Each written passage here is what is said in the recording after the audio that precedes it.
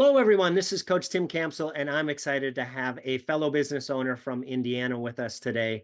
Something unique about my guest is that him and his wife celebrated their 6th wedding renewal in Costa Rica. In his downtime, he enjoys traveling the world, and Costa Rica is one of those locations because they actually bought a home there, which is awesome. And he is most proud of being someone who inspires others and makes a meaningful or has a meaningful impact in other people's lives. It's my pleasure to welcome Sam to the show today. Hi, Sam. Hey, how we doing, Tim? Thanks for having me. I am awesome. Thanks for asking. Well, hey, let's start with having you introduce yourself and tell us a little bit of your personal story, like where you were born and live and about your family and hobbies. Yeah, so grew up in Brownsburg. Always was a businessman. Had my first business at 8 years old. I was selling ticket holders and earplugs at the racetrack. They were sourced from China, like $1.75, $1.20. Selling for $5 for each of the races. So at an early age, I learned about $1. From Brownsburg, I went to the Kelly School of Business. That's when I started my business when I was 18 years old of My Guy Services. How that came about, I was a broke college kid like anyone can relate to. And I went to Google. I Googled summertime hustles, and that's when pressure washing kept popping up in all the blogs. Called my best friend Ben at the time, and I was like, hey, I have an idea. This is how we're going to make money.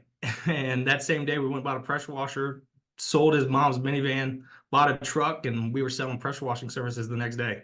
So that was 12 years ago. So still graduated, ran my business all through school, went full time in the business when I was a sophomore, and I haven't turned in a resume since. That's fantastic. And how about personally, about your family and hobbies? Yeah, so I have a 3-year-old daughter. My wife and I, we've been married since 2020. One of the cool things about being married in 2020 is when I get old and senile, I'm going to easily remember how long we've been married. So when it's like 2072, it's 52 years. It's real simple math, right? So, one of the fun thing with us, we get married all over the world. We renew our vows everywhere we go. Like Costa Rica was recently. We just did it in Paris. We've done it in Panama. We've done it in Mexico at Chichen Itza. We got married by Elvis in Vegas. We got married on the beach in Florida. I'm sure I'm forgetting one of them, but yeah, I just love to travel. We just bought a house down in Costa Rica in August, so we go there pretty frequently. My daughter, she calls it the Rica house.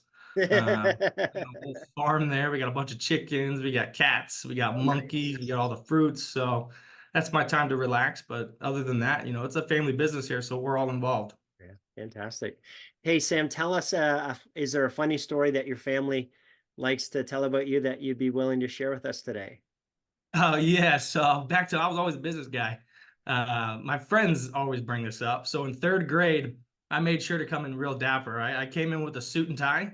And what's funny about it is I got this crooked smile, but with a crooked tie, so like balance out the symmetry. I mean, it's a pretty legendary photo, and my friends and family never let me forget That's awesome. that I did that. And they didn't know I was doing it. I just showed up, so that's just my style. Nice. I love it. Well, hey, tell us, how did the business come about? You gave a little bit of detail in terms of starting your college gig, but at what point did you have the confidence that you could run your own business?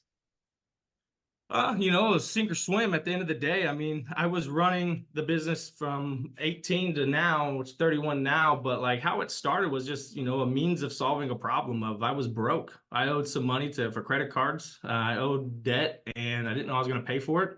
And at that, what was happening was like, how am I going to make this money? And I was working at First Watch downtown. I was doing the weekends there. I was going to school Monday, Wednesday, and then I worked Thursday through Sunday at the restaurant. But that wasn't enough. I mean, I was on my own at 17 and it wasn't enough to do what I really wanted to do, pay bills, living downtown. It's expensive. Yeah. So that's when the business came into, the idea of let's run this out. So when that happened, the first year we saved all of our money, paid off all the debt, saved our money, realized we had something. Then the next goal was to get a commercial contract that had residual cash flow.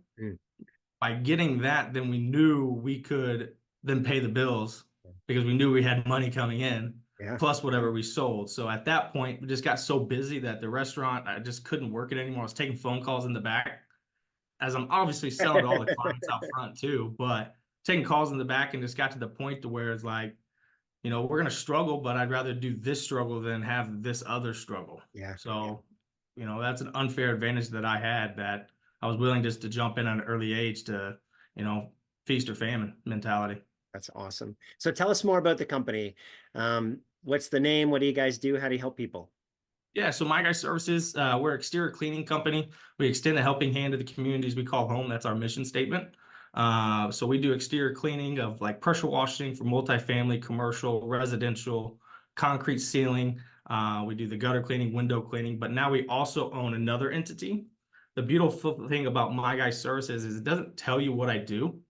So we added on Christmas lights. We actually added on concrete. We added on asphalt. We added on seal coating, all these other services to the company to be a full ecosystem, full 4-season into like enterprise. That way, my guys are here all year. That was a big hurdle for us at the beginning, Yeah. keeping quality talent. So we needed something we could do all year. So in the wintertime, we do Christmas lights and snow plowing. So everybody's working all year. Yeah, fantastic. I love the way you've branched out to be able to your point, keep the good people on staff and have a full season opportunity for everyone. Yeah, yeah, it's the only way. Because I mean, winters were cold. Hibernation's not cool. No, it's not. Hey, Sam, share a story where someone pushed you or inspired you that you could do it, maybe even when you weren't sure that you could, and the impact that that person had on you. Yeah, so one of my old business coaches, still talk to her pretty frequently, Elena. This was at the height of COVID. Mm. I mean, we're all rolling into COVID, and the getting off the phone thought was a difficult one to get over. Like I knew in the field, I'm not the field guy. I don't have calluses. I was never the field guy. I was always the guy that can make the sales, talk to people, be friendly, do the business side of things. But the big one was letting go of getting off the phones and then delegating that side. Mm. And then the resources of doing that was, able to do more. And then now with that being said, I'm able to do more in the same amount of time and then still add more people to the team as we grow. So that was the biggest push, because everyone thinks that no one can do as good as you. Yeah. But what I've learned is I need someone to be 80% of me. If they're 80% of me, that's still a 5-star review. Right. Yeah. So that mentality right there is what pushed me, when she pushed on really hard to be able to get over that hurdle. That no one's going to do as well as you. No one's going to be able to talk to clients as well as you. No one's going to be able to sell as well as you, but they don't own it. Yeah. They don't own the company. They're not going to have the same passion necessarily. They will in some, perspective, but not the same. So that was a big hurdle that we got over, and that changed everything for us. And there's the opportunity cost as well. So you mentioned the 80% is still a 5-star, but there's also the opportunity cost, right? Of, if what could you be doing instead of, right? That's going to add more value to the organization, versus staying in a role that you can train someone else to do and delegate. Yeah, 100%, because that led to the next hurdle was the hiring side, right? The mentality of hiring the low-level guys was the problem. Mm-hmm. No, I had another mentor and coach, Bennett. He said, flip the script. Hire the operation manager first and have them hire everybody down. Yeah. And that was another game changer that we incorporated, that it's their team now. They created this team. They own the team. They run the team. It's not me that hand chose everybody. Yeah. And that's another challenge that we can all have, right? Of, well, I don't know if I can, afford that higher, that higher paid, management person versus yep. But then we all, and you just described it as well, right? When we do it, there's usually this huge eye-opening, oh my goodness, I wish I had done that earlier, because they've just taken so much off of my plate, right? And they're managing their team instead of me having to manage the team. And wow, I've just bought myself so much free time to work on other parts of the business. Sure. Or yeah, I mean, if I focus on marketing and sales, I mean, that's it. Like high level sales, that's all I need to focus on. Yeah. Everything else is delegated. Yeah, fantastic. So what's been your biggest learning as a business owner?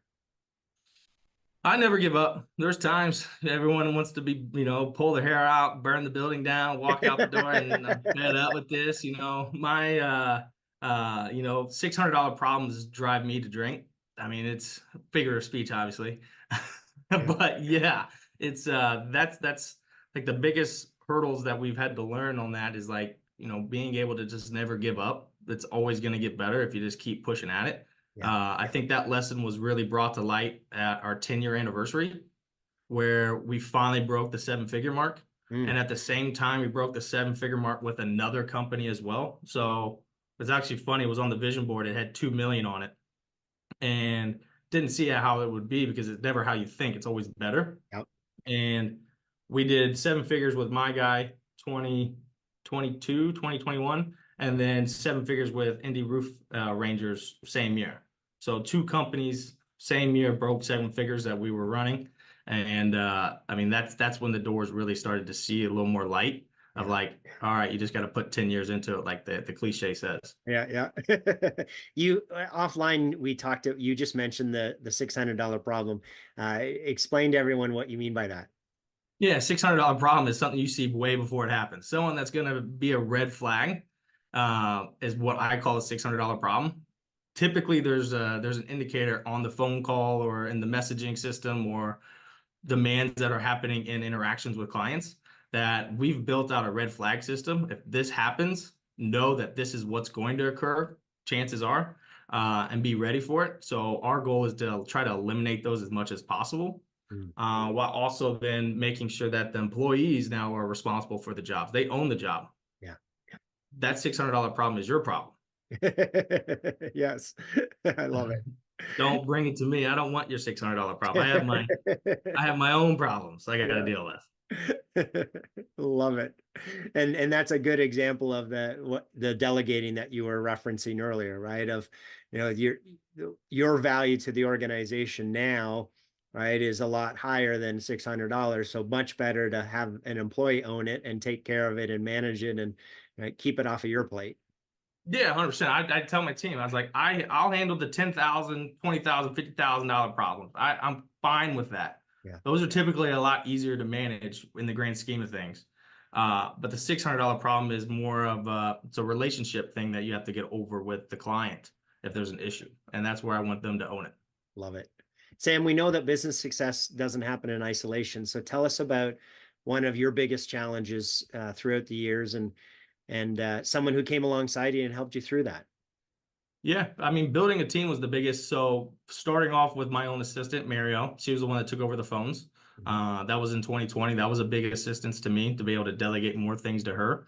The next one was my operation manager, Gustavo, hiring him. He's also bilingual, so that allowed us to hire multiple people that from different ethnicities and everything like that, which opened up other doors. Yeah. And then the other one was hiring my wife to run the office. She was a big input on that. I mean, it's a family business, so having her quit her job and come run this company with me is a massive value Yeah. because no one's going to care as much as her and I. Sure. And then the other one was Garrett. Garrett's one of our concrete sealers and one of our leads as well. Another young rock star, building a team of people that I can depend on. And then we're keep adding more. Like we just hired another guy, Austin, that I've been headhunting for years. He's a new sales rep for us for our My Guy and Luna contracting side of things. And then another operation guy, Grant, just constantly hiring rock stars that I've constantly been keeping up with and staying involved with over the years, just letting them know that your time's coming. And when it comes, I'm going to give you an offer you can't refuse. I love it. Yeah. Hey, Sam. Bring them to I call it the My Guy mob. I'm gonna put you on the spot here a little bit and ask you to pick three people in your business owner journey who you're most grateful for them being there to help with your overall growth. So who are the three people and how'd they help you? Oh, Mary's the first. Mary's definitely the first. She's like my assistant that keeps the glue together. Over the 4 years we've been together now that, she has my brain inside of her, so she knows how I think. So it's a quick message on Slack. Hey, I need this, this, and that.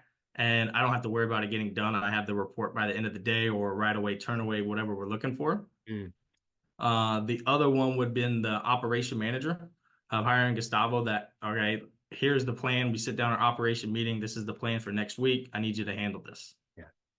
And then the third would have been my wife, where she's running all the client communications, where she's dealing with all the clients coming in, all the clients going out, any things that come into the office. She's updating the team as well. So those three pillars of the company is what's allowed us to grow and continuously, move forward. So those would be the three to answer your question. Fantastic. And I think I forgot to ask earlier, what's your wife's name? Cynthia. Cynthia. Awesome. So as you think about the next 1 to 3 years, Sam, what's the either the number one priority or the biggest challenge that you see in reaching your goals? Biggest challenge is going to be the cash flow, only because we have rapid growth going on with our contracting side. Our concrete business side is just blowing up. We have a proprietary and exclusive deal with a new innovative solution for concrete, and we're going to be rolling that out nationwide. So Awesome. it's a real exciting time to do this, because we've found a vehicle that saves the client money, but also makes us a whole lot of money. So in any situation like that in business, it's a win-win. Yeah. That's gonna be the biggest challenge, and where we see the growth going is just because it's going to need a lot of capital to get the ball rolling, and also leveraging our credit terms with our vendors to make sure that, they're obviously winning if we're buying product. We need them to grow with us necessarily as we grow, not necessarily that they're small, but they need to allow us to grow into this role for everybody to continue to win. Yeah. Yeah. Cash flow can be one of those, interesting dilemmas of, I know this isn't the case with you. I talked to a number of business owners who don't want to take on debt, right? Don't want to borrow money. They want to 100% finance it internally. And I understand that because I did it myself, but now I kicked myself in the arse because bootstrapping is a terrible idea from the standpoint of wanting to grow, right? Because banks are going to give us money when we don't need it. They're not going to give us money when we do need it. So, that's correct. Getting the line of credit or getting the loan when we don't need it is much better to then be able to draw on it when we do. Oh yeah, no, the line of credit's been a savior for us. It just, with both of them were just increased, so that helps us now. Yeah. But back to your question of 1 to 3 years, it's not going to be enough. Yeah. So that's where that comes in, but also that's why we do the residential side of things, because that's our consistent cash flow. The commercials where we're on, everything's on terms. Yep, makes sense. Last question, Sam. Jim Rohn, awesome business guru. One of his famous quotes is, "We become the average of the 5 people we spend the most time with." So as you think about that, what advice would you have for new business owners who are kind of, doing it on their own and think that they shouldn't ask for help? Yeah, so I tell my friends this all the time. Every year, my goal is to make one new genuine friend that's a level or multiple levels ahead of me. And it's not that I'm always seeking that, but by saying that, it actually happens. Every year, I always want to add one new friend that I can actually call on any day, anytime, like a genuine friend that's in a position that I want to be in, or at the same position. So there's conversations that just happen normally that could come off wrong to somebody that's not. But that's the type of people I like being around, because at the same time, they're killers too. And I like being around a bunch of killers. I move pretty comfortable that way, because I like to think that way too. I mean, my slogan's Pato o Plomo, which is silver or lead. Either you're with me or you're against me. And I want to build an army, and building out the mob is, very, very important. So you can't do it on your own, obviously. And seeking the mentorship is the big one too. Of, you never know when you're going to get that golden nugget. Someone just could be talking, but you pick up one piece out of a 40-minute conversation that can change everything. I like you mentioned earlier your vision board. Just now you talked about, just speaking it into truth, and it happens. Like manifesting and law of attraction is so real and powerful that, earlier you talked about the $2 million right vision board, and then and it just happened. Now it didn't just happen, but right, you guys did the hard work, but right, you also said, things never turn out exactly the way that we think they're going to, but we still got to our goal. So for folks listening, if you're not doing some type of, manifesting, law of attraction, vision board, exercise, highly encourage that you start, because we literally attract, what we think and believe, and those tools can be very powerful. Yeah, no, and then what proved it is that 30 years old, my goal was to retire, have a house in Nicaragua, and own a cigar company. Well, what's crazy is it's never what you say it's going to be. It's always better. Didn't think I was going to have a house and, buy a house in Costa Rica, but we did. I wasn't looking for it. It kind of happened. It just fell in our lap. Retirement at 30. I actually bought out my business partner. He now runs the roofing company. I run all of my guy. That's a rebirth. It's not a retirement. It's a rebirth. And then the third was having the cigar company, which we do. We have our own cigar company. It's called Luna Brands. And, those three things, I was speaking that for 10 plus years. Yeah. People are saying, you're never going to retire at 30. I'm like, yeah, I am. And, it's not a retirement, it's a rebirth. So those three things coming together. I actually made a video about it when it was all happening at the end of the year last year. And it's so real that, that energy is, the universal language. Yes, absolutely. Yeah. I've been in a mindset program for the last 3 years, and every year I go back and I map out my revenue versus where my mindset was at. Right? Because there's some peaks and valleys, right? I'm not always on it. There's 100% correlation between our revenue and where my mindset is. And it's just incredible to think about, where we should be focusing our energy is not where, most people would advise. And it's all about what we're envisioning, what we're attracting, what we're thinking and believing. And, the law of attraction is so true and powerful. And you mentioned energy, right? The more energy we put into believing in the vision board or the manifestation. I like the idea of the ripple effect of, you drop a pebble in the water, there's tiny little ripples or ripples.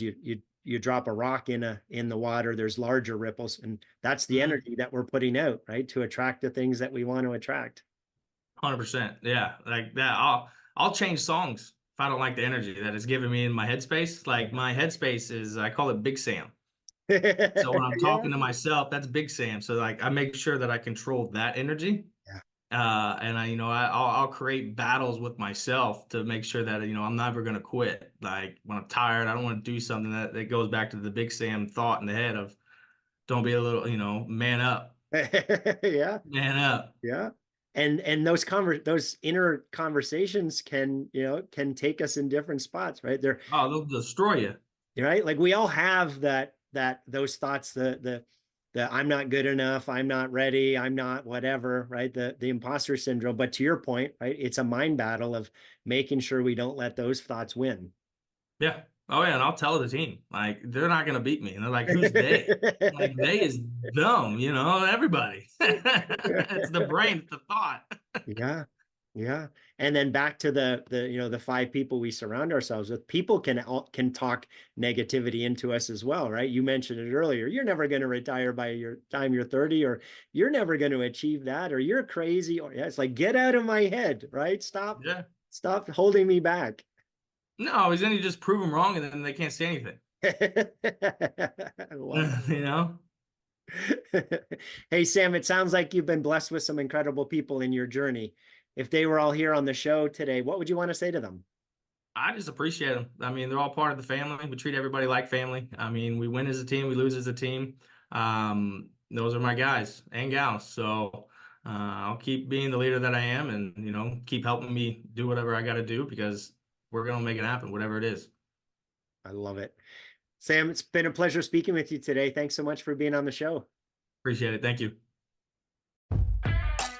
Thanks for listening to the Self-Made is a Myth show. Please help spread this movement by liking and subscribing to